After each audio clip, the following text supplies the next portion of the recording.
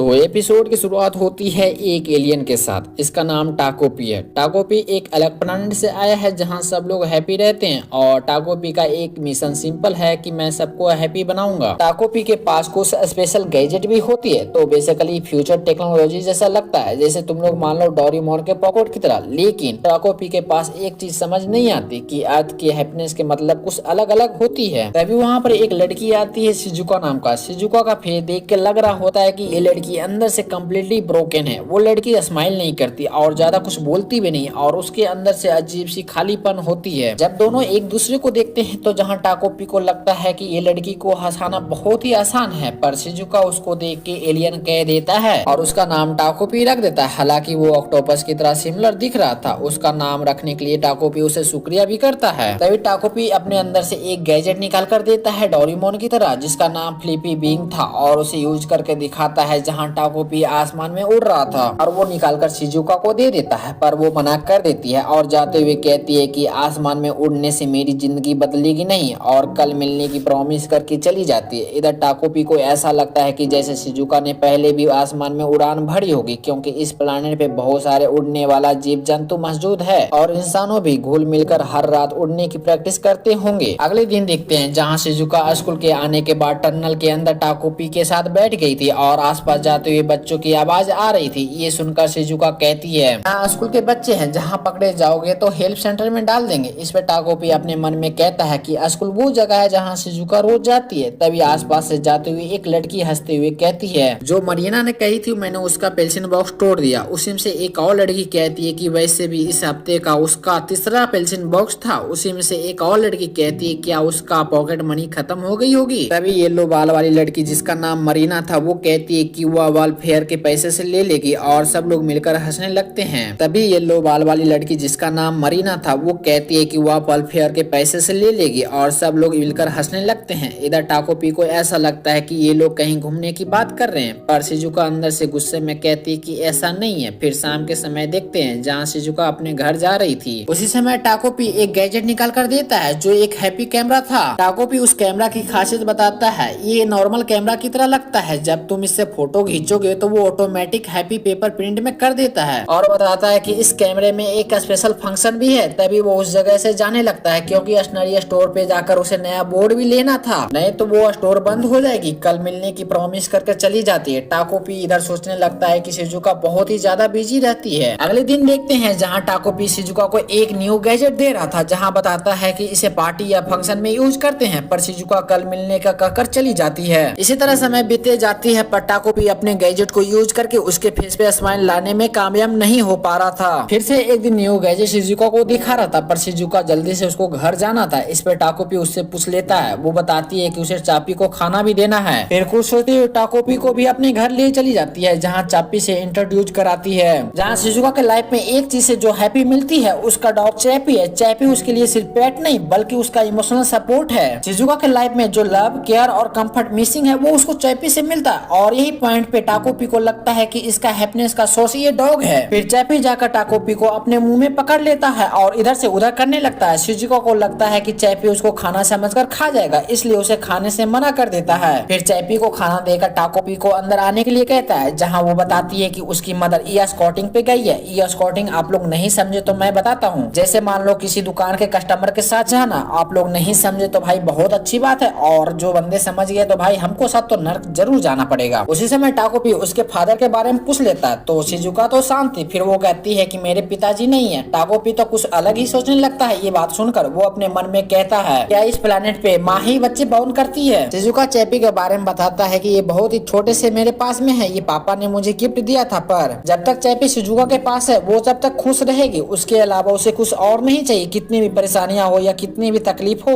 वो अपने आप को संभाल लेगी। इधर टाकोपी को पता लगता है कि उसके पापा थे, मतलब कि मेल और फीमेल इस प्लेनेट पे भी बेबी बॉर्न करते हैं। फिर कुछ समय बाद शिजुका चैपी और टाकोपी बाहर घूमने जाते हैं, जहाँ टाकोपी अपने हैप्पी प्लेनेट के बारे में बता रहा था, पर शिजुका को मैजिक पे भरोसा नहीं था। पर शिजुका के बातों से ऐसा लग रहा था उसके ही पापा जिंदा हैं। यहाँ पर टाकोपी का एक फ्लैशबैक देखते हैं, जहाँ उसकी मदर इन गैजेट को यूज करके पूरी दुनिया पे खुशियां फैलाने के लिए कहती है, पर एक चेतावनी भी देती है, कभी भी हमारे बनाए हुए रूल को मत तोड़ना। प्रेजेंट में टाकोपी जाते हुए अपने मन में कहता है, रूल तो छोड़ ही दीजिए, मैं तो उसे गैजेट भी यूज नहीं करा पा रहा हूँ, लेकिन मैं चाहता हूँ कि शिजुका और भी ज्यादा मुस्कुराए। टाकोपी शिजुका से कहता है कि अगली बार मैं तुम्हें हैप्पी प्लैनेट जरूर बुलाऊंगा, मेरे पास बहुत सारे हैप्पी गैजेट पड़े हैं। जिसपे वो कहती है कि मुझे मैजिक पे भरोसा नहीं है। इस पे टाकोपी कहता है कि मैं तुम्हें इस दुनिया का सबसे खुशहाल इंसान बना दूंगा। ये बात सुनकर शिजुका को कहीं ना कहीं उसे अच्छा लगता है, पर वो एक्सप्रेस नहीं करती। उसके फेस पे साफ साफ पता लग रहा था टाकोपी अभी किसी प्रॉब्लम की वजह से वो हैप्पी प्लैनेट वापस नहीं जा सकता, पर मैं तुम्हें कभी ना कभी जरूर लेके जाऊंगा।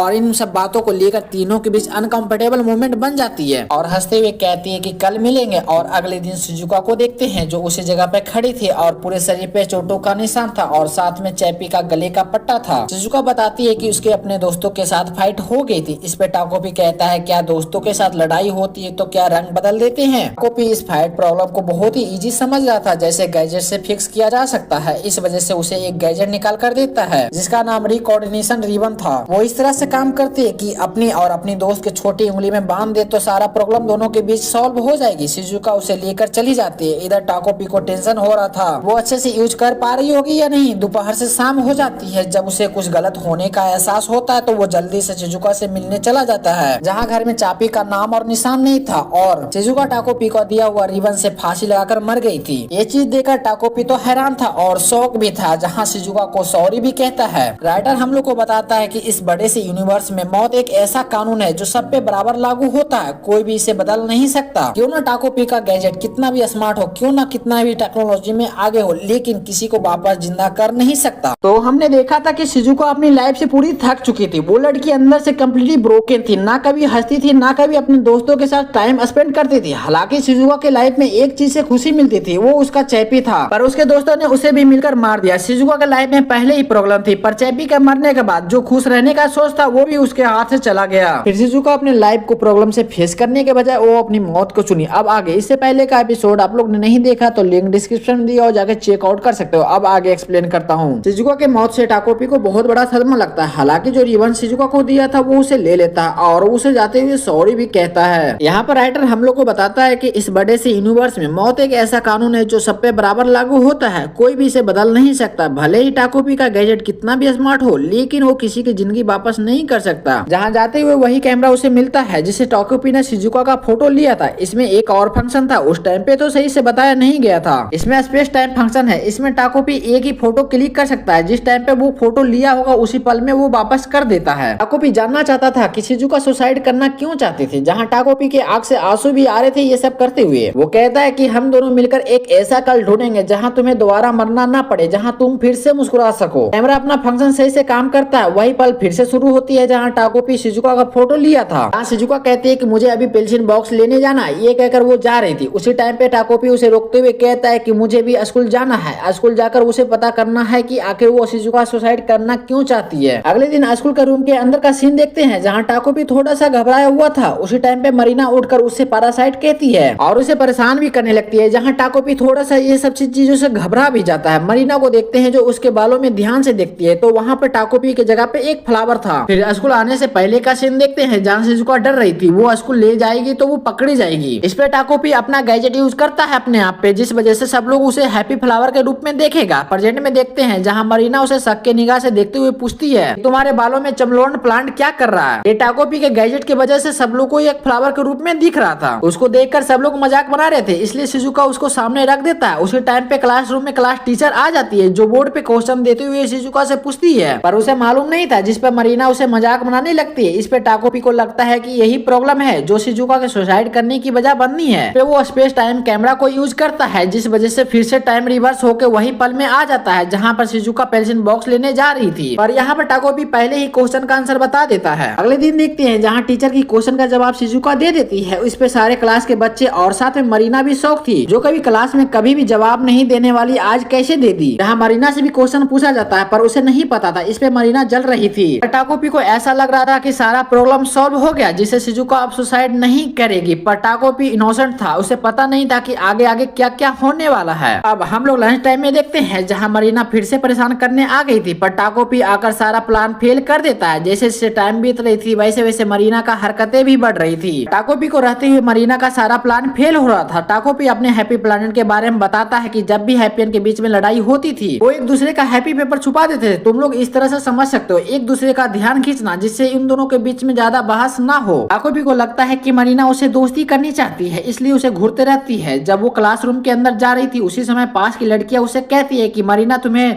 इक्विपमेंट स्टोरेज के रूम के बाहर इंतजार कर रही है। सॉरी यार, कभी कला बट जो कॉम्प्लेक्स रहता है उसे बोलने में बहुत दिक्कत होती है, तो आप लोग देख लेना यार, मैं नीचे मीनिंग लिख दूंगा, ठीक है। इंतजार कर रही। टाकोपी को लगता है कि यहाँ पर एक मौका है इन दोनों के बीच की दोस्ती कराने की, पर शिजुका जाने से डर रही थी। साफ साफ पता चल रहा था कि वो जाना नहीं चाहती है। जहाँ टाकोपी को यहाँ पर एक मौका लग रहा था, पर शिजुका रो रही थी। अगले सीन में मरीना को देखते हैं जो स्टोरेज रूम के बाहर शिजुका को आने का वेट कर रही थी, जहाँ वो लड़की आ भी जाती है। कुछ समय पहले का सीन देखते हैं जहाँ शिजुका जाने से रो रही थी, नहीं चाहती थी। तभी टाकोपी एक गैजेट निकालता है जिसका नाम ट्रांसफॉर्मेशन पायलट था। टाकोपी एक गैजेट यूज करके किसी के भी रूप ले सकता है, बस उसमें एक बाल का कण डालना होता है। अब प्रेजेंट में आते हैं जो शिजुका के जगह पे टाकोपी आया था, जहाँ वो कहती है टाकोपी से, मतलब कि शिजुका के बॉडी के क्लोन से कहती है कि तुम लेट हो। टाकोपी को लग रहा था कि यहाँ पर मरीना को कन्विंस कर लेगी, इसलिए उसे सॉरी कहता है, पर मरीना हंसने लगती है और उसके गले पे एक बहुत कस के मारती है, जिसे तो पहले टाकोपी को समझ नहीं आता कि आखिर यहाँ पर हुआ क्या। फिर वो अपने आप को संभालती हुई मरीना को देखने लगती है, जहाँ मरीना कहती है कि तुम्हारा बोलने का तरीका मुझे अच्छा नहीं लगा। इस पे टाकोपी फिर से सॉरी कहती है, पर वो फिर से मरीना के हाथों से पीट जाती है। मरीना उसे भला बुरा कहे जा रही थी। टाकोपी को लगता है कि गाल उसका गर्म लग रहा है। उसे अभी भी समझ नहीं आया था कि वो उसे मार रही है, पर टाकोपी तो पूरा इनोसेंट था। ऐसा चीज हैप्पी प्लेनेट पे कभी नहीं होता था। टाकोपी के आंख से आंसू आ रहे थे, पूरा इमोशनल हो गई थी। तभी मरीना उसे पैरों से मारती है। टाकोपी उसे एक्सप्लेन करने की कोशिश करता है, पर वो नहीं सुनती, बस मारे ही जा रही थी। अब टाकोपी को यहाँ पर डर लगने लगा था। वो कहता है कि ये बहुत ज्यादा डरावनी है। टाकोपी इस जगह से किसी तरह से बस निकलना चाहता था, पर वो कहते हैं कि जब हालात खराब हो तो सही से पैर भी काम नहीं करते। सेम सिचुएशन टाकोपी के साथ था। भागना तो चाहती थी, पर उसके मन में डर और पूरी बॉडी में पेन था, क्योंकि टाकोपी के साथ ऐसा फर्स्ट टाइम हुई थी जहां उसके आंख से आंसू भी आ रहे थे। टाकोपी किसी तरह से हिम्मत करके मरीना को समझाने की कोशिश करती है, पर वो किसी तरह से टाकोपी को, मतलब कि शिजुका को इस जगह पे खत्म करना चाहती थी। उसके बालों से पकड़ गुस्से में कहती है, हमारी माँ दूसरे के भरोसे से पालती है, और टाकोपी के आंखों पे पेंसिल पॉइंट कर कहती है कि बस तुम्हारे पास बड़ी बड़ी बातें करने का समय है, मुझे मेरे डैड वापस कर दो। ये बोलकर उसके आंखों की तरफ मारने के लिए अपने हाथ बढ़ाती है, और यहीं पर सीन कट हो जाता। आगे क्या हुआ I don't know any idea, पर यहाँ पर टाकोपी का एक आवाज आता है जो कहता है कि इससे कुछ भी बदलेगा नहीं। फिर से टाइम रिवर्स होती है, जहाँ टाकोपी को शिजुका का फोटो क्लिक कर रहा था। अब थोड़ा यहाँ पर टाकोपी भी डर रहा था। ये कभी भी एक्सपेक्ट नहीं किया था कि कभी ऐसा भी हो सकता है। इसे अभी भी समझ में नहीं आया था कि मरीना ने ऐसा क्यों किया। इस बार टाकोपी ने कोई भी हेल्प नहीं किया, पर ज्यादा टाइमलाइन में या फ्यूचर में चेंज नहीं हुआ। जहाँ शिजुका मरीना से मिलने जा रही थी, कुछ ना कुछ हादसा होने वाला। इधर टाकोपी को पता था कि आगे क्या होने वाला है। वो एक पल के लिए उसी जगह पे सोचने लगता है कि फिर से शिजुका के जगह पे जाएगा, और वो उसी जगह पे उसका पैर थम जाता है। मरीना की डरावनी फेस उसके सामने आ जा रही थी। वो उसी जगह पे खड़ा होकर बस सोचे जा रहा था क्या करूं जिससे शिजुका बच जाए। तभी वो शिजुका का रूप लेकर गलियारे में भागने लगती है। वो चिल्लाए जा रही थी कि टीचर जल्दी से इक्विपमेंट स्टोरेज के रूम की तरफ जाइए। सॉरी यार, बैकग्राउंड में थोड़ा सा नॉइज होगा, कुछ ठक ठक की आवाज आ रही होगी, इसे इग्नोर करने का ट्राई करना, क्योंकि पास के घर में थोड़ा काम चल रही है। सीन चेंज होकर शिजुका पे जाता है, जिसकी बॉडी पर थोड़ा सा चोट लगा था, मतलब मरीना ने उसे मारा था। उसी के सामने एक लड़का खड़ा था। वो कहता है कि should I bring it up the next student counselling meeting it the next weekend. इस पे शिजुका उस लड़के से ठीक है कहकर चली जाती है। इधर शिजुका टाकोपी को शुक्रिया कह रहा था। इसको लग रहा था कि उस जगह पे टीचर और बाकी सबको लाने के पीछे यही कुछ ना कुछ किया होगा। शिजुका को पता था कि टाकोपी सब जानता है कि आगे क्या क्या होने वाला। इस पर टाकोपी स्माइल करते हुए उसे प्रोटेक्ट करने की वादा करता है। इधर हम लोग मरीना को देखते हैं, जो शिजुका को देखकर उसे मरने के लिए कह रही थी, और गुस्से में घर चली जाती है, जहां उसकी माँ बहुत ही ज्यादा डिप्रेशन में थी। वो कहती है कि आज भी तुम्हारे पापा उस औरत के साथ डिनर पे गई है, मतलब शिजुका के मम्मी के साथ। वो कहती है मरीना से, आज तुम जल्दी आ जाती, तुम्हारी मम्मा को अकेला डांट खानी नहीं पड़ती। क्या तुम अपनी मम्मा को मन हल्का करने दोगी? शायद मरीना को मार के अपनी मन हल्का करना चाहती थी, शायद मैं बोल रहा हूँ। जब मरीना को उसकी मम्मी छूती है तो यहाँ पर सीन कट हो जाता है। इसके बाद शिजुका को देखते हैं जो चैप्पी के साथ सो रही थी। यहाँ पर टाको भी आकर सो जाता है। तो हमने पिछले वीडियो में देखा था कि मरीना ने शिजुका को मार ही दिया था, पर टीचर और बाकी सब वहाँ पर सही टाइम पे पहुंच जाते हैं, इसलिए शिजुका बच जाती है। इधर शिजुका को पता था कि टाकोपी सब जानता है कि आगे क्या क्या होने वाला है। जहाँ ये सब हेल्प करने के लिए शिजुका उसे शुक्रिया भी करती है। अब आगे, इससे पहले आप लोगों ने पहले का एपिसोड नहीं देखा तो लिंक डिस्क्रिप्शन दिया हो, जाके चेकआउट कर सकते हो। अब आगे एक्सप्लेन करता हूँ। हम लोग शिजुका को देखते हैं जो टाकोपी को शुक्रिया कर रही थी। यहीं पर पीछे मरीना को भी देखते हैं जो मरने के लिए दुआ कर रही थी कि मरती क्यों नहीं है। फिर गुस्से में घर चली जाती है, जहाँ उसकी मदर डिप्रेशन में बैठी हुई थी। वो कहती है कि आज भी तुम्हारे पापा फिर से उस औरत के साथ डिनर पर गए हैं। आज तुम जल्दी घर वापस आ जाते, तुम्हारी मम्मा को अकेला डांट खानी नहीं पड़ती और वो अपनी मन हल्का करने के लिए मरीना के पास जाती है। आगे क्या हुआ आई डोंट नो। फिर हम लोग क्लासरूम का सीन देखते हैं जहाँ टीचर शिजुका से एक क्वेश्चन पूछती है, वो टाकोपी के मदद से बता देती है। इधर मरीना और उसके साथियों को कुछ दाल में काला लगता है कि ऐसे कैसे सिंपल वे में बता दी। टाकोपी को लगता है कि अब मरीना उसे दोस्ती करना चाहती है, इसलिए वो कुछ कर नहीं रही है। फिर शाम के समय देखते हैं शिजुका चैपी को लेकर घूमने निकली होती है, जहाँ टाकोपी शिजुका से कहता है कि हो सकता है तुम्हारी फ्रेंडशिप की पहली सीढ़ी है। जहाँ शिजुका को भी लगता है कि टाकोपी सही कह रहा है, ये सुनकर उसे अच्छा लगता है। जहाँ शिजुका बताती है कि उसके पापा अभी जिंदा हैं, जब वो छोटी थी उसी समय पे घर छोड़कर चले गए थे। वो लड़की आसमान के तारों से विश मांगी थी कि उसकी मम्मी पापा एक दूसरे से कभी अलग ना हो, पर वो उसकी ख्वाहिश पूरी नहीं हुई। उसी दिन से शिजुका मानने लगी कि जादू जैसी कोई चीज एग्जिस्ट करती ही नहीं है, ना ही ऊपर वाले कोई होते हैं। इधर टाकोपी सोच रहा था कि शिजुका के साथ रहते हुए 6 दिन हो गए और अगले दिन शिजुका मारी गई थी। वो दिन कल ही है। शिजुका पार्क में चैपी के कॉलर लेकर आई थी, पर चैपी उस वक्त कहाँ था, ये सब सोच रहा था। उसी टाइम पे वहाँ पर मरीना आ जाती है, जो शिजुका को भला बुरा कहने लगती है, साथ में उसे मारने भी लगती है। इस तरह से अपने मालिक को पिटाते देखकर चैपी मरीना को काटने के लिए दौड़ता है, पर मरीना उस जगह से भागने के बजाय उसके फेस पे स्माइल थी। चैपी उसके हाथों में काट लेता है। शिजुका तो उसी जगह पे मूर्ति बन गई थी, उसे पता था कि आगे चैपी के साथ अब क्या होने वाला है। मरीना का यही प्लान था कि उसके डॉगी को उससे दूर कर दिया जाए। सेम वही वाला सीन हो रहा था इस जगह पे। आसपास के लोग ये सब देखकर हेल्प सेंटर में कॉल कर देते हैं, जहाँ चैपी को हेल्प सेंटर में लेके जाया जाता है। इधर टाकोपी को समझ नहीं आ रहा था कि आखिर इस जगह पे हो क्या रहा है। शिजुका रोते हुए चैपी को बचाने के लिए उसके पीछे पीछे भागने लगता है। उसी समय पे टाकोपी बीच में आकर कैमरा फंक्शन को यूज करता है, जिस वजह से टाइम फिर से रिवर्स होकर उसी टाइम लाइन में चली जाती है जहाँ शिजुका का फोटो चैपी ले रहा था। टाकोपी शिजुका से कहता है कि आज हम लोग दूसरे रास्ते से घूमने जाएंगे। इस पे शिजुका तो पहले हैरान हो जाती है, पर फिर वो मान जाती है, जहाँ शाम के समय घूमने जा रही थी। इधर चलते हुए टाकोपी सोच रहा था कि बस मरीना ना मिल जाए, पर उसी टाइम पे मरीना धप्पा कर देती है, जिस वजह से टाकोपी फिर से कैमरा का फंक्शन को यूज करता है। इस बार सुबह का प्लान बनाता है, पर फिर से मरीना सामने मिल जाती है। फिर से टाकोपी कैमरा का फंक्शन को यूज करके फिर से टाइम रिवर्स कर देती है, पर इस बार नेक्स्ट डे का प्लान बनाता है, पर सेम सिचुएशन रहता है, सामने मरीना। चाहे टाकोपी जितनी भी कैमरा का फंक्शन को यूज करके टाइम रिवर्स कर ले, पर किसी न किसी तरीके से सामने मरीना आ ही जाती है। मरीना अपने आप से कहते है कि इसे ढूंढने में मेहनत कम लगी, जहाँ उसके हाथ से ब्लड आ रही थी, मतलब चैपी को काटने से। टाकोपी को लगता है कोई इंसान अपने आप को डैमेज पहुंचाने के लिए भला कौन आएगा। इसी चीज को लेकर शिजुका से पूछना चाहता था कि एक इंसान अपने आप को चोट पहुंचाना क्यों ही चाहेगा, पर उस जगह पे शिजुका तो डिप्रेशन में थी, जो कह रही थी कि बस चैपी मुझे छोड़कर मत जाओ। टाकोपी के वही फ्लैशबैक याद आने लगता है, जहाँ शिजुका उसे रिबन लेकर जा रही थी। अब हम लोग प्रेजेंट में देखते हैं, जहाँ शिजुका उस जगह से उठकर एक बेजान बॉडी की तरह जा रही थी। टाकोपी को लग रहा था कि वो अपने आप को मारने जा रही, इसलिए टाकोपी उसे प्रॉमिस करता है कि फिर से वो चैपी के साथ मुस्कुराएगी। वो उसके ऊपर ट्रस्ट करने के लिए भी कहता है। इस वजह से शिजुका को भी थोड़ी सी होप लगती है, पर फिर से वही सब देखने को मिलता है। सेम प्रॉब्लम सेम सिचुएशन,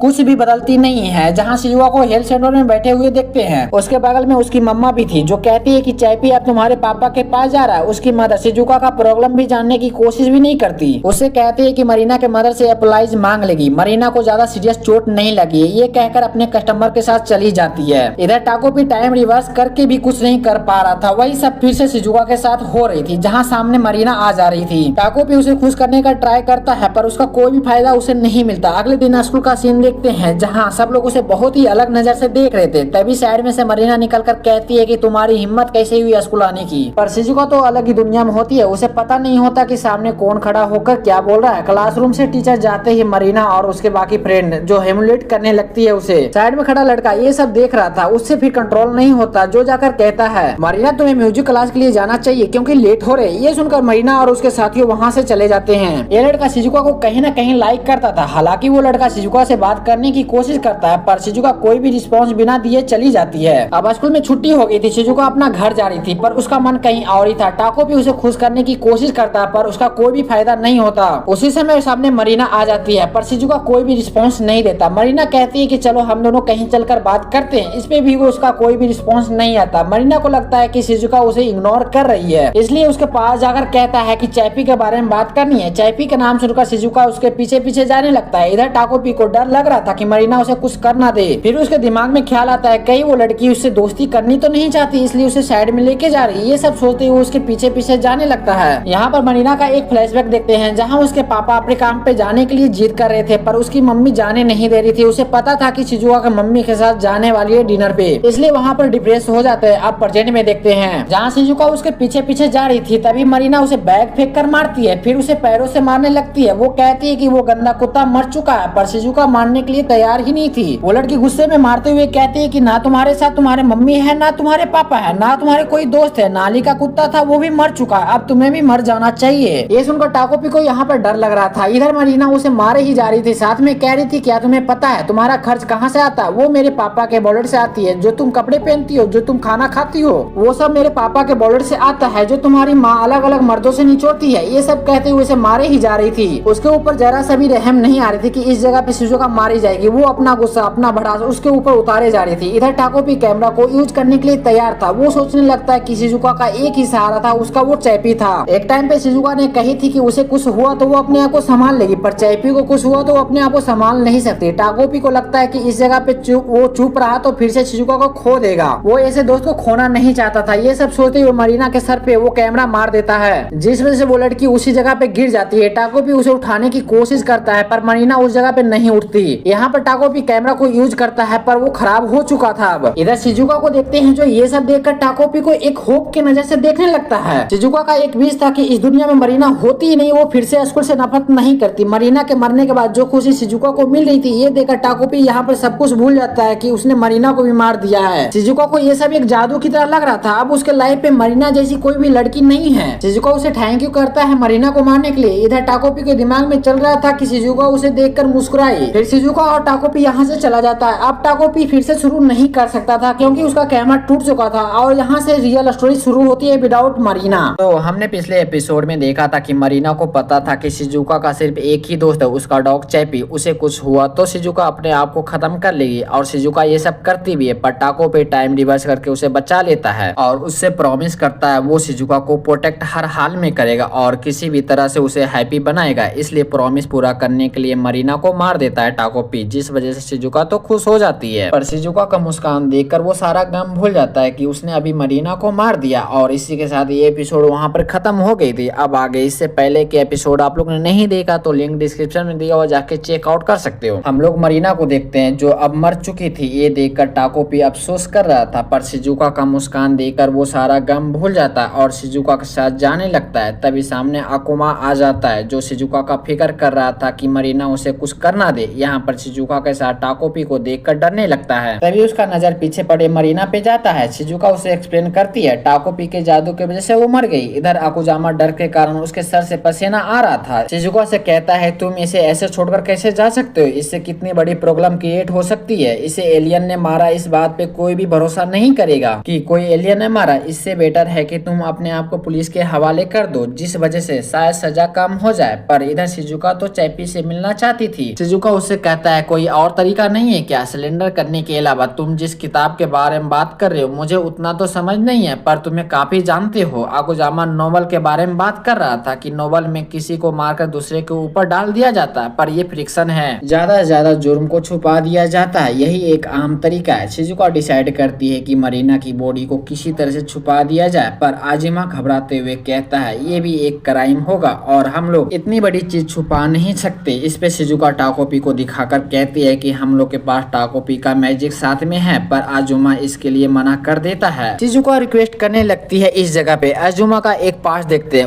उसकी मम्मा उससे कह रही थी तुम क्यों नहीं कर सकते, तुम्हारा भाई तो कर रहा है ना। आप प्रेजेंट में देखते हैं जहाँ शिजुका उसका हाथ पकड़कर रिक्वेस्ट कर रहा था मरीना की बॉडी को छुपाने के लिए। वो भी शिजुका को करने के लिए मान जाता है। फिर दोनों मिलकर टाकोपी को घूरने लगता है। उसके पास जितना भी गैजेट था वो बाहर सब निकाल देता है। उसी बॉक्स जैसा गैजेट था, उसका काम था कि उसमें जो भी चीज रखोगे उसी स्टेट में रहेगा। फिर दोनों मिलकर मरीना की बॉडी उस बॉक्स में डालकर उस मिट्टी से झाँप देते हैं। इधर टाकोपी मरीना के रूप ले लिया था अपने गैजेट को यूज करके। फिर सब लोग वहाँ से चले जाते हैं और उस जगह पे वार्निंग के बोर्ड भी लगा देता है अकुजामा। टाकोपी खुश था, अब मरीना की बॉडी में टाकोपी है तो मैं टाकोपी तो नहीं कहूंगा, मरीना ही कहूंगा, क्योंकि मरीना की बॉडी है। मरीना जाते हुए अपने मन में कहती है जब तक शिजुका खुश है जब तक मैं मरीना बनकर जीने की कोशिश करूंगा। उसके बाद वो अपने घर चली जाती है, जहाँ उसके पापा मम्मी एक दूसरे से फाइट कर रहे थे, मतलब बातों से, इसलिए कि मरीना के पापा हमेशा बार क्लब में रहते हैं। उसी जगह पे मरीना आ जाती है। उसी टाइम पे मरीना के पापा कुछ फेंकते हैं, जिस वजह से जाकर मरीना को लगता है। कुछ समय बाद देखते हैं जहाँ उसके पापा उसकी मम्मा पे चिल्ला रहे थे। साइड में बैठी मरीना अपने मन में कह रही थी कि मरीना के मम्मी पापा हमेशा हर रोज लड़ते रहते हैं। फिर सीन चेंज होकर शिजुका पे जाता है, जो कह रही थी कि चलो हम लोग चैपी से मिलकर आते। इस पर आकुमा मना कर देता है क्योंकि काफी दूर था। आकुमा उन लोग को समझाता है कि हम लोग को कुछ टाइम के लिए इस शहर से बाहर नहीं निकलना चाहिए और स्कूल खत्म होने के बाद रोज हम लोग की एक मीटिंग होगी। तभी वहाँ पर आजुमा का बड़ा भाई आ जाता है जिसका नाम जुनीर है। वो कहता है कि मैंने तुम्हें बाहर खेलते कभी नहीं देखा, क्या ये तुम्हारा दोस्त है? फिर वो कहता है कि आज मैं पार्ट टाइम जॉब पे जल्दी जा रहा हूँ और तुम थोड़ा मम्मी को शांत कर दोगे। इस पे वो एग्री करता है और उसके जाने के बाद आजुमा बहुत ही कस के चिल्लाने लगता है। वो कहता है कि उससे पार्ट टाइम जॉब करने की कोई जरूरत नहीं, वो जितना चाहे उतना उसे पॉकेट मनी मिल सकती है, पर वो मम्मा को फिर भी टेंशन दिलाते रहता है। उसने अपने पूरे पैसे को लगाकर एक बेकार सी रिंग खरीद ली है। सबसे ज्यादा उम्मीद उसी से लगी रहती है। जहाँ ये सब कहती हुई उसकी बॉडी कहाँ पर रहे थे, शिजुका उसके फेस के सामने आकर कहती है वो रिंग चोरी कर लो। फिर वो अंदर से इतना टूट जाएगा जिस वजह से वो पार्ट टाइम जॉब करना ही छोड़ देगा। इस पे वो एग्री नहीं करता। शिजुका प्यार से देखते हुए उसे कहती है कि तुम कर लोगे। ये सुनकर वो बंदा मान जाता है जुनिचुरो के रिंग चोरी करने के लिए, भले ही अंदर से कितना भी डर रहा है। पर शिजुका का प्यार उसे धीरे धीरे अंधा किए जा रहा था। वो बंदा सही से सोच नहीं पा रहा था क्या सही है क्या गलत है। जहाँ वो रात में जुनिचुरो को रूम से बाहर जाते ही वो चोरी करने के लिए उसके रूम के अंदर चला जाता है। साथ में टाकोपी भी था। यहाँ पर कुछ समय पहले देखते हैं जहाँ सब लोग चोरी करने का प्लान बना रहा था। इस पे आजुमा डर रहा था।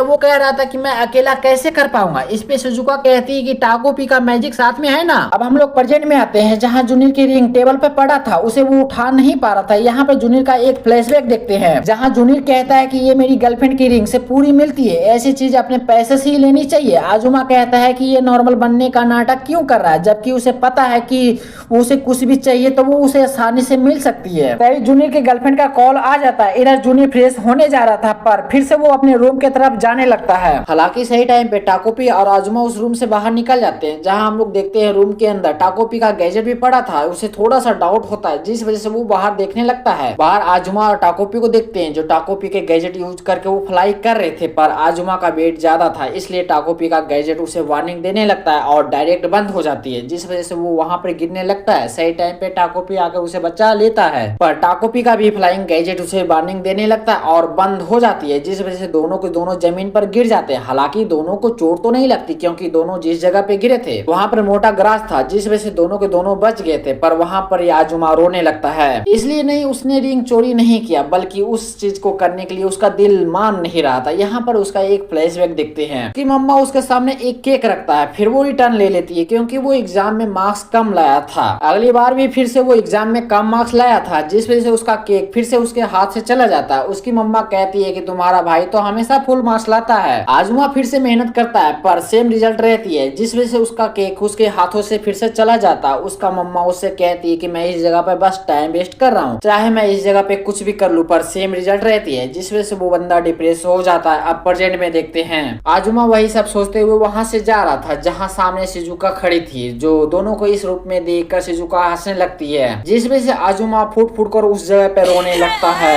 हम लोग शिजुका को देखते हैं जो इन दोनों के इस रूप में देखकर वो हंसे जा रही थी, जहाँ उसके सामने आजुमा जोर जोर से रोए जा रहा था कि उसके अंदर इतनी हिम्मत नहीं कि वो अपने भाई को सरपास कर सके। अब मरीना की बॉडी में टाकोपी था तो टाकोपी अब कोस चाहेगा कि शिजुका हमेशा खुश रहे। वही चीज करने के चक्कर में वो रियल मरीना की दोस्तों को इग्नोर करने लगती है। स्कूल के सारे बच्चे मरीना का ये रूप देखकर वो हैरान थे, जहाँ आजुमा टोक्यो जाने के लिए प्लान कर रहा था। इन तीनों के लाइफ में प्रॉब्लम दूर दूर तक कहीं नहीं थी, पर कहते हैं कि ज्यादा देर तक खुशी नहीं टिकती। जहाँ मरीना की बॉडी जिस जगह पे ढकी हुई थी वहाँ पर साफ साफ दिख रही थी। टाकोपी कहता है कि हम लोग फिलिपी बिंग से टोक्यो उड़कर नहीं जा सकते, वेट लिमिट पार होने के बाद वो ऑटोमेटिक बंद हो जाती है। इस पर आजुमा कहता है कि तुम्हारा गैजेट इतना खराब क्यों होता है, अच्छा होता तो भला तुम अर्थ पे क्यों ही आते। टाकोपी कहता है कि ऐसा नहीं है, हमारे हैप्पी प्लैनेट पे इससे भी अच्छी अच्छी गैजेट है और हमारे पास भी क्लॉक भी है, ये इतना अच्छा गैजेट है, तुम जहाँ से चाहो वहाँ से टाइम ट्रेवल कर सकते हो। ये सुनकर आजुमा उसे वहाँ पर लाने के लिए कहता है, पर टाकोपी ऐसा नहीं कर सकता था क्योंकि हैप्पी प्लैनेट पे वो वापस नहीं जा सकता था। फर्स्ट एपिसोड में भी टाकोपी कहा था कि कुछ रीजन की वजह से वो अभी हैप्पियन के पास नहीं जा सकता। तभी शिजुका आकर कहती है कि चलो हम सब मिलकर खेलते हैं और सब लोग उस जगह पे हंसी खिसी खेलने लगते हैं। खेलते खेलते टाकोपी सोचने लगता है कि वो हैप्पी प्लैनेट पे वापस क्यों नहीं जा सकता। टाकोपी के पास इस सवाल का जवाब उसके पास नहीं था। जहाँ मरीना के मम्मी पापा लड़ रहे थे, वो मरीना के पापा मरीना से कहते हैं कि क्या तुम पापा के साथ रहना चाहते हो। इस पे टाकोपी सोचने लगता है क्या वो टोक्यो की बात करे जहाँ शिजुका का चैपी रहता है। ये सब सोचते हुए एक्साइटेड में हाँ कह देती है, पर इनकी मम्मी को थोड़ा सा बुरा लगता है। मरीना का ये व्यवहार देखकर मरीना की मम्मी उससे कहती कहती है तुम्हारे पापा आज घर पे नहीं आएंगे, पर मरीना उन बातों पे ध्यान नहीं दे रही थी। वो तो टोक्यो जाने की बात आजुमा और शिजुका को बताना चाहती थी। इन बातों से उनको हट हो रही थी। यही सब सोचते हुए मरीना के पास जाकर उसे मारती है। मरीना हैरान थी। वो अपनी मम्मी से सॉरी भी कहती है, इस पे वो फिर से मारती है। वो तो हैरानी से अपनी मम्मा को देखे जा रही थी। मरीना की मम्मी उसे मारते हुए कह रही थी कि मेरी मरी बेटा ऐसा नहीं थी। वो हार मान के उसी फर्श पे बैठ जाती है। मरीना से मरीना की मम्मी रिक्वेस्ट करने लगती कि उसकी मरीना उसे लौटा दो। उसने उसको 10 महीने अपने पेट में रखे हैं, फिर उसे जन्म दिया है, जहाँ वो फूट फूट कर रोने लगती है। मरीना ये सब देख रही थी। वो अंदर से इतना रिग्रेट कर रही थी कि वो अपने आप को सही से माफ तक नहीं कर पा रही थी। टाकोपी के सामने मरीना का पूरा बचपन चलने लगता है। ये सब सोचकर वो रोने लगती है। वो सोचने लगती है जो गलती मैंने कर दी है वो कैसे सुधारे, अब मुझे आगे क्या करनी चाहिए। टाकोपी शिजुका को भी याद करता है, जहाँ शिजुका ठाई को कह रही थी कि उसने मरीना को उसके लिए मार दिया है। ये सब सोच सोचकर वो उस जगह पे रोए जा रही थी। इधर रियल मरीना की बॉडी को देखते हैं जो पुलिस के हाथ लग गई थी। हम लोग शिजुका, आजुमा और टाकोपी जो मरीना की बॉडी में थी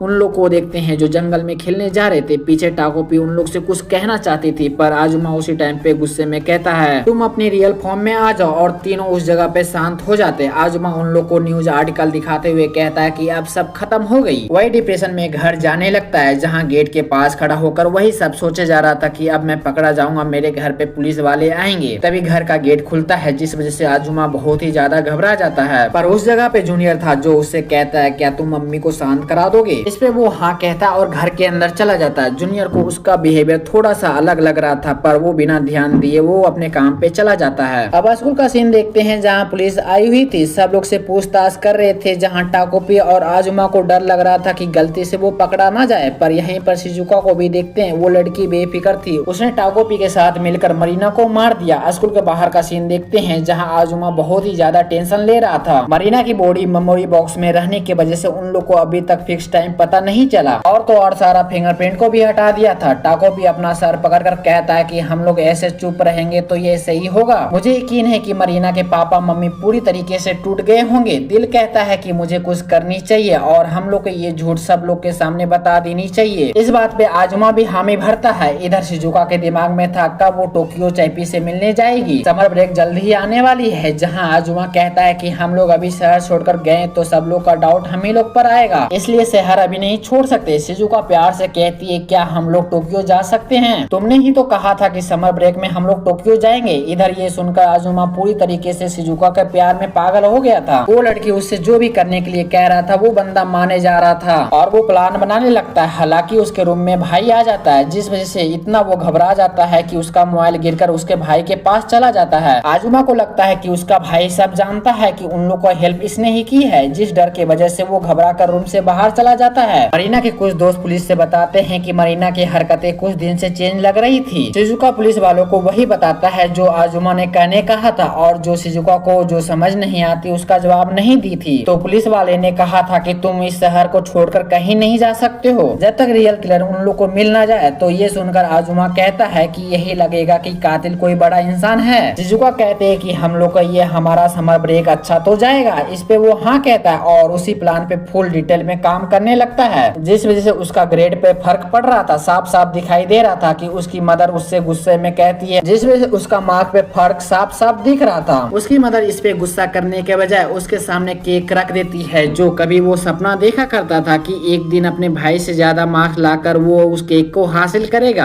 अपने सामने केक को देखकर अपनी मदर को देखता है। उसकी मदर कहती है कि तुम्हारे लिए ये सब करना टफ होगा और तुम तो आजकल बहुत ही ज्यादा मेहनत कर रहे हो। आजुमा अपने मन में कहता है कि मम्मी को कैसे पता मैंने क्या क्या झेला है। वो अपनी मम्मी को अपनी बात समझाने की कोशिश करता है, पर उसकी मदर कहती है तुम इतना मेहनत करने के बाद भी तुम अच्छे मार्क्स नहीं ला पा रहे हो। उसकी मदर को लगता है कि आजुमा जानबूझकर कम मार्क्स ला रहा है कि उसकी मदर का अटेंशन उसके तरफ खींच सके, और उसे परमिशन मिल जाता है जब चाहे वो केक को खा सकता है। जब वो केक को खाता है तो वो उल्टी करने लगता है। उसे कुछ समझ नहीं आ रहा था, वो डिप्रेशन में रोने लगता है। उसी समय बगल में शिजुका आती है जो उसे दिलासा देने लगती है। वो बताती है कि उसे समर ब्रेक में फिर से पुलिस स्टेशन जानी पड़ेगी, और वो लड़की अपनी समर ब्रेक को खराब करके वो पुलिस स्टेशन नहीं जाना चाहती थी। वो चैपी से मिलना चाहती थी। उसको डर था कि वो पकड़ी जाएगी तो वो चैपी से मिल नहीं पाएगी, उस जगह पे किसी और को भेजना पड़ेगा। इस पे आजुमा कहता है बोलो क्या करना पड़ेगा, मैं तुम्हारे लिए सब कुछ सॉल्व कर दूंगा, जो होगा वो देखा जाएगा। इस पे शिजुका टाकोपी का कैमरा उसके सामने निकाल निकाल कर कहता है, जिसमें अभी भी ब्लड लगी थी, उससे कहता है कि ये लेकर पुलिस स्टेशन में सिलेंडर कर दो। यहाँ पर दोनों एक दूसरे का फेस देखने लगते हैं। यहाँ पर आजुमा का एक फ्लैशबैक देखते हैं जहाँ छोटा जूनियर वीडियो गेम खेल रहा था। वहाँ पर छोटा आजुमा आकर कहता है, तुम्हारा कल टेस्ट है और तुम आज वीडियो गेम खेल रहे हो। इस पे वो कहता है कि मैं हैंडल कर लूंगा और वो करता भी है। वो टेस्ट में 100 में 100 लाता है, पर आजुमा 95। उसके दोस्त लोग देखकर कहने लगते हैं कि तुम्हारी मम्मी डॉक्टर है, तुम भी बड़ा होकर एक डॉक्टर ही बनोगे। वो बंदा अंदर से डिप्रेस था कि वो अपने भाई को सरपास नहीं कर पा रहा। उसकी मदर ताना मारने लगती है कि तुम क्यों नहीं फुल मार्क्स ला रहे हो, मैंने तो दोनों को एक ही जैसा पाला है, एक ही जैसा खाना दिया, एक ही जैसा कपड़ा दिया है। वो बंदा हर बार टेस्ट देता है पर वो अपने भाई से कम ही मार्क्स लाता है, 90+ होता है, पर वो अपनी मम्मी को संतुष्ट नहीं कर पाता वो अपने मार्क्स से। फिर एक दिन उसका भाई जूनियर पार्ट टाइम जॉब पकड़ लेता है। उसकी मदर उससे प्रॉब्लम हो रही थी कि वो पार्ट टाइम जॉब क्यों पकड़ लिया। इस चीज को लेकर जूनियर कहता है कि आप टेंशन मत लीजिए, मार्क्स पे कोई भी फर्क नहीं पड़ेगा। इधर आजुमा को चांस लगता है कि अब उसका भाई पक्का गुंडे और बड़े बड़े लोगों के साथ घुल मिल जाएगा, जिससे उसकी मदर की सारी उम्मीद उसके ऊपर आ जाएगी। पर ऐसा कुछ नहीं होता, उसका ग्रेड नीचे नहीं गिरता। उसकी मदर उससे और भी ज्यादा उम्मीद लगाने लगती है, पर आजुमा तो उसके पास बस उसका मेहनत ही था। वो अपनी मदर के अंदर शिजुका को देखने लगता है, जहाँ क्लासरूम के अंदर शिजुका से बात करने की कोशिश करता है, पर शिजुका हर टाइम उसे इग्नोर करके चली जाती है। वो हार मान के जमीन के बल बैठ जाता है। शिजुका कह रही थी कि यकीन मानो कुछ भी नहीं बदलेगी। वो शिजुका के लाइफ चेंज करना चाहता था। जो मरीना हर टाइम उसे बुली किया करती थी, उसे आजुमा बचाना चाहता था। वो हर एक काम में परफेक्ट बनना चाहता था।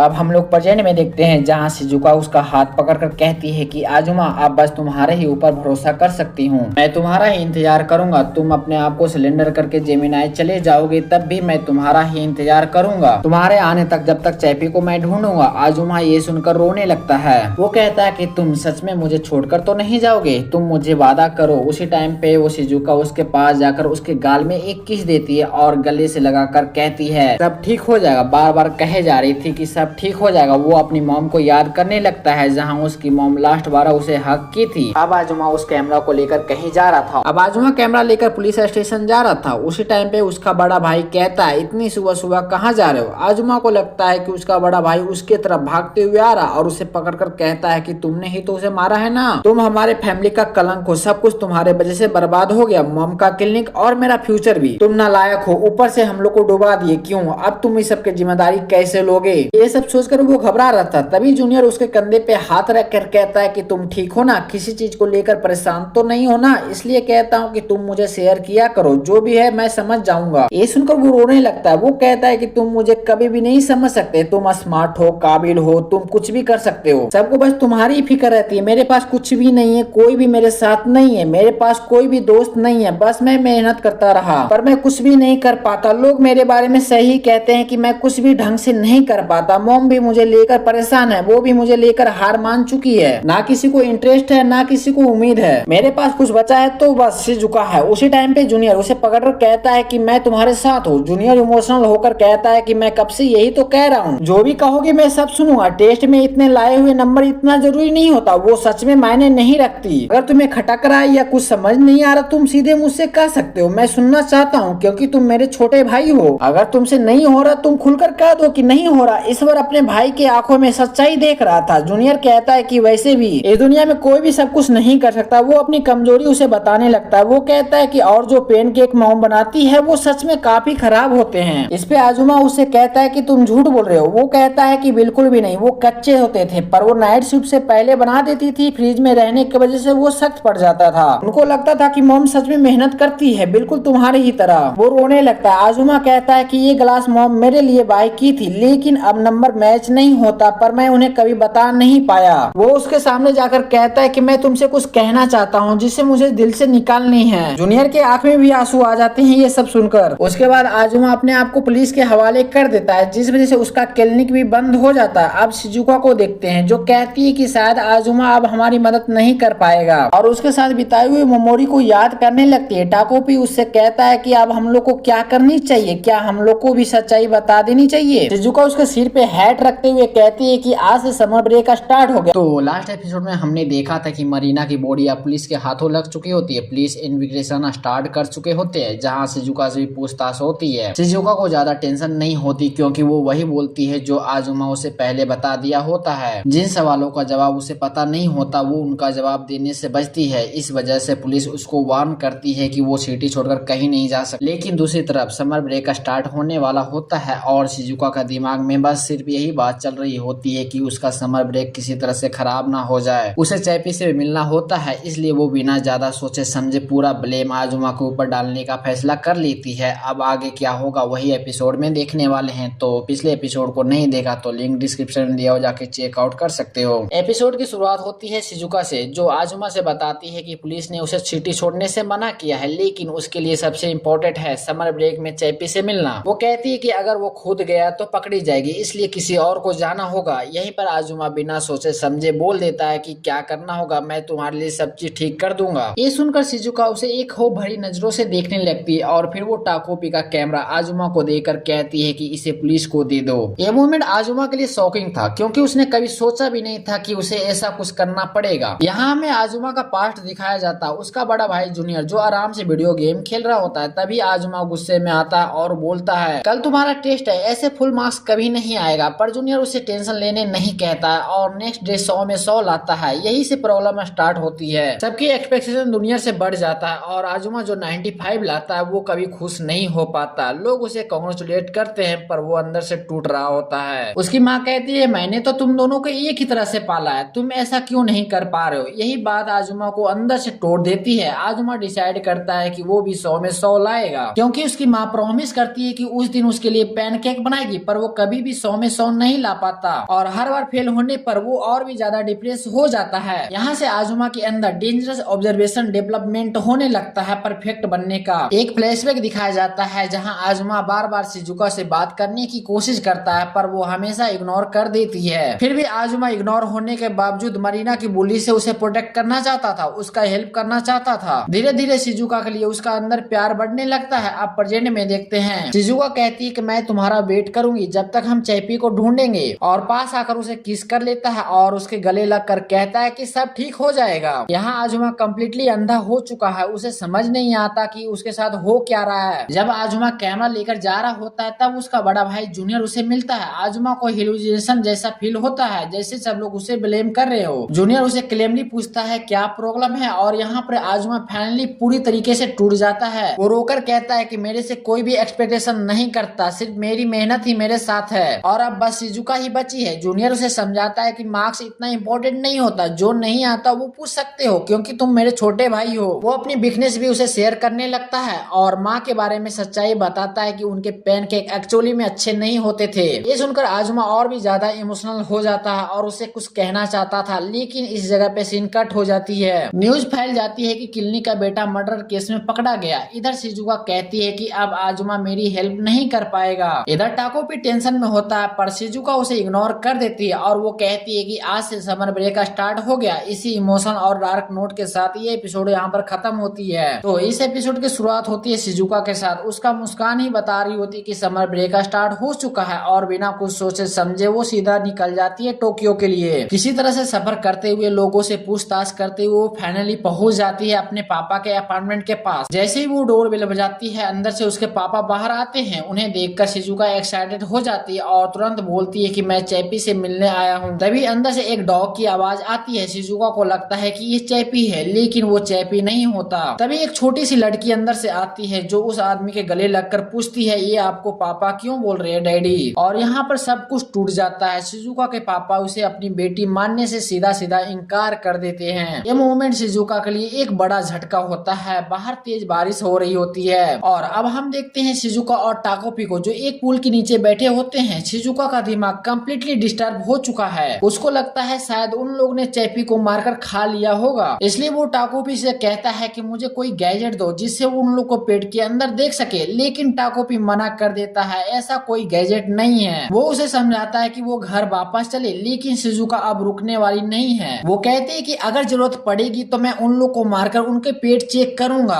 अब टाकोपी उसे रोकने की कोशिश करता है, लेकिन शिजुका उस पर ही अटैक कर देती है। ये देखकर टाकोपी शॉक हो जाता है और इस मोमेंट को देखकर उसे कुछ याद आता है फ्यूचर का एक सीन। अब स्टोरी शिफ्ट होती है फ्यूचर में, जहाँ हम देखते हैं मरीना को। उसके फेस पे एक अस्कार होता है और सब लोग उससे डरते हैं। वो किसी से बात नहीं करती, बिल्कुल अकेली हो चुकी होती है। उसके पापा भी उन्हें छोड़कर जा चुके होते होते हैं और उसकी माँ डिप्रेशन में रहती है। फिर भी मरीना पूरी कोशिश करती है कि किसी तरह से वो अपनी माँ को खुश रखे। इसी वक्त टाकोपी उसके लाइफ में आता है और धीरे धीरे उससे दोस्ती हो जाता है। इसी सीन के साथ ये एपिसोड यहाँ पर खत्म होती है।